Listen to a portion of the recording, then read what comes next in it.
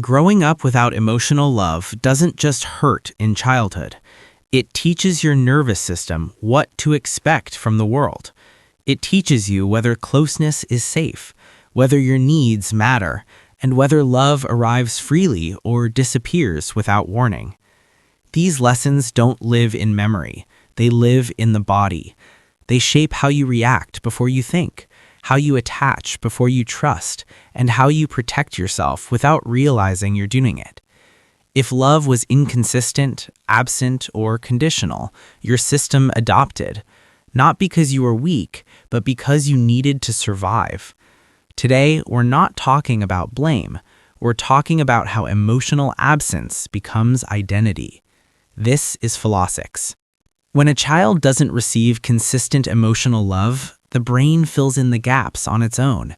It creates rules, stories, internal explanations, and those explanations usually sound like this: something is wrong with me. Psychology calls these attachment wounds. They don't disappear with age. They quietly shape how you see yourself and how you relate to others. If love felt unpredictable, your nervous system learned to stay alert. If affection depended on performance, you learned that connection must be earned. And if emotional warmth was absent, you learned to rely on yourself far too early. These weren't conscious choices, they were adaptations. Your system did exactly what it needed to do to survive an environment where love wasn't guaranteed. But what kept you safe as a child doesn't always serve you as an adult. Hypervigilance in adult relationships. One of the most common effects is hypervigilance in relationships. Your nervous system learned early that connection could disappear without warning, so now you scan constantly. You analyze tone, you reread messages, you notice shifts that others miss, not because you're insecure, but because your body learned that love required constant monitoring. Even in stable relationships, part of you is bracing for abandonment. This isn't paranoia, it's memory stored in the nervous system. Psychology calls this anxious attachment. Your brain is still trying to predict and control what it couldn't control back then. The exhaustion you feel isn't from loving too much, it's from never feeling fully safe while loving. Difficulty receiving love.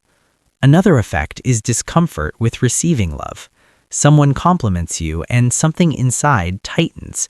You deflect, you minimize, you feel exposed. When love was scarce growing up, your brain formed a core belief: I'm not worthy of this. So when kindness arrives now, it clashes with your internal programming. Your system doesn't know how to hold it. You crave connection but struggle to trust it when it's offered. Sometimes you even push away people who treat you well, not because you don't want love, but because unfamiliar safety feels destabilizing. Your nervous system learned chaos first. Calm came later. Overachieving and people-pleasing. If love was conditional, you learned that being yourself wasn't enough, so you became useful, successful, pleasant. You chased achievement, you avoided conflict, you tried to be everything others needed, not for praise, but for permission to belong.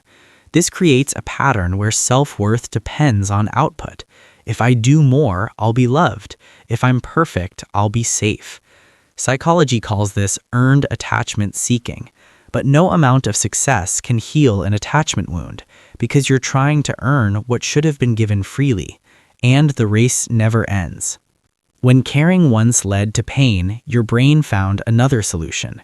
It learned to turn emotions down, not because you didn't care, but because caring was dangerous. So the nervous system chose neutrality. As an adult, this can feel like numbness.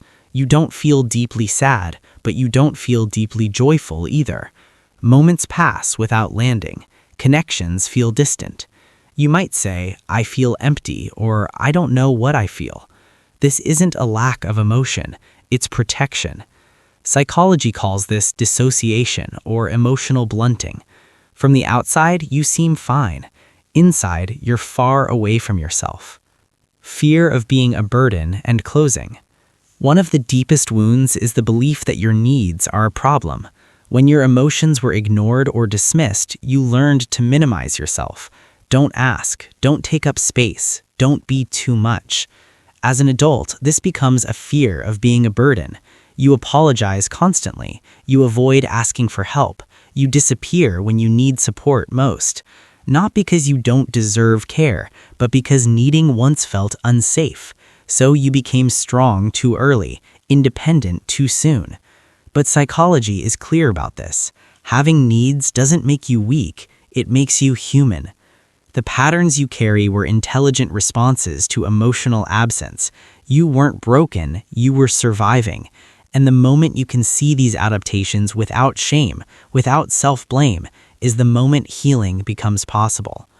Awareness isn't the end, it's the beginning of choice.